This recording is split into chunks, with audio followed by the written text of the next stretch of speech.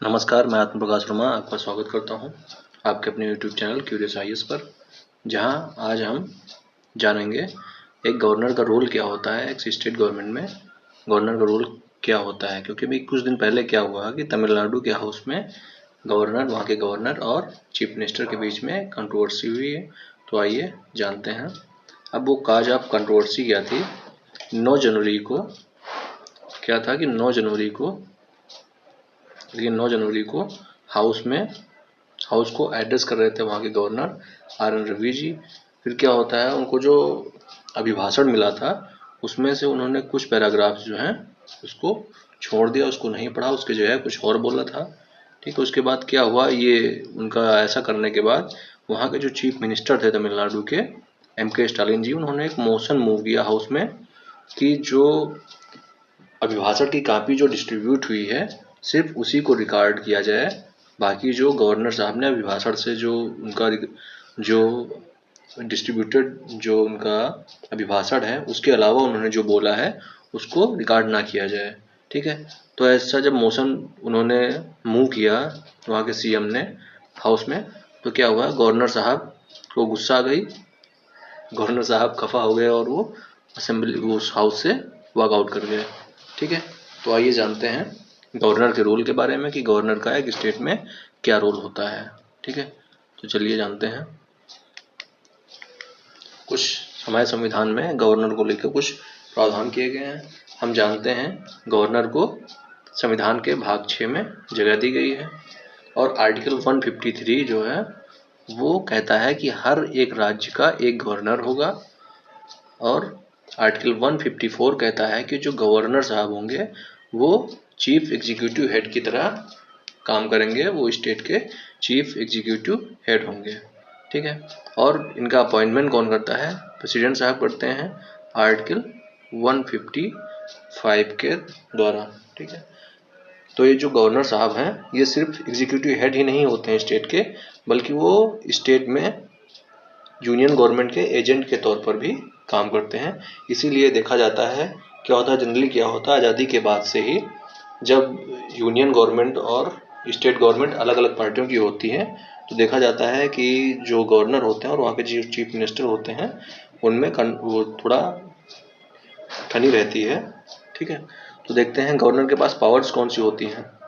Governors के पास executive power भी होती है, लेजिस्लेटिव पावर भी होती है, फाइनेंशियल पावर भी होती है और जुडिशियल पावर भी होती है। ठीक है, और गवर्नर काम क्या करते हैं कि जो जो हाउस का सेशन है उसको समन करते हैं और प्रोरॉग करते हैं और उसको डिसॉल्व करते हैं। अब ये तीन जो शब्द हैं ये काफ़ी महत्वपूर्ण शब्द हैं जो आपको याद रखना चाहिए, क्योंकि एग्जाम में पूछे जाते हैं। ये समन का मतलब क्या होता है, जब कोई बैठक बुलाई जाती है, ठीक है, कोई सत्र बुलाना होता है तो उसको समन कहते हैं।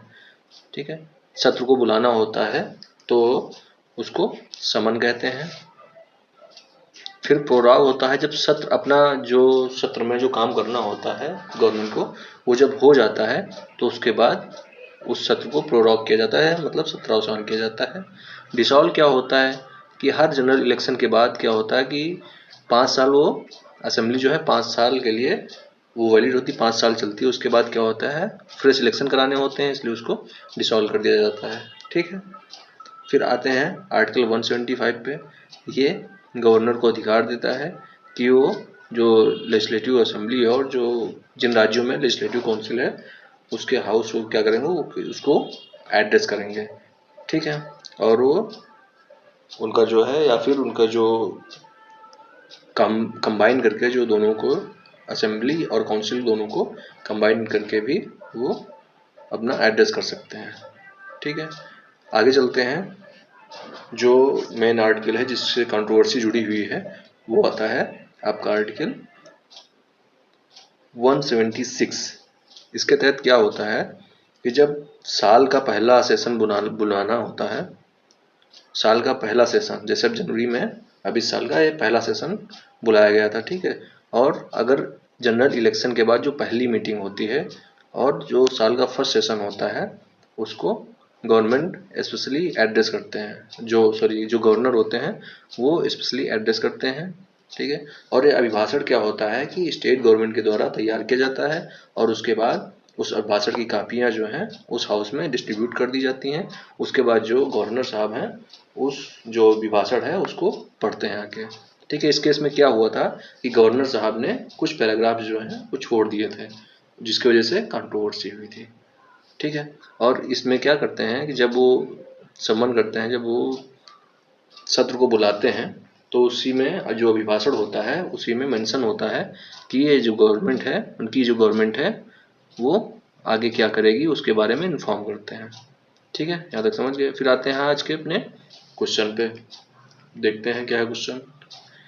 Consider the following statements. आपको जो स्टेटमेंट्स दिए गए हैं उन पर ध्यान देना है। कौन सा? पहला स्टेटमेंट है article 213 empowers a governor to promulgate ordinance, मतलब अनुच्छेद 213 राज्यपाल को अध्यादेश जारी करने का अधिकार देता है।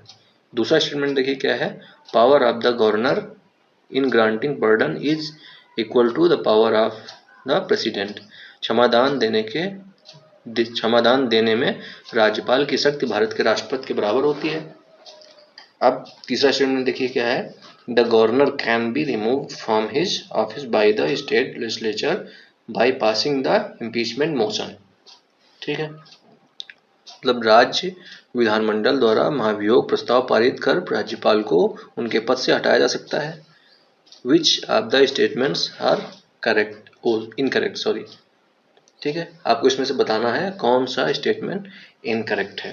ठीक है, तो आप कमेंट बॉक्स में इसका आंसर दीजिए। अगर आपको ये वीडियो अच्छा लगा हो तो लाइक करें, शेयर करें और चैनल को सब्सक्राइब करें।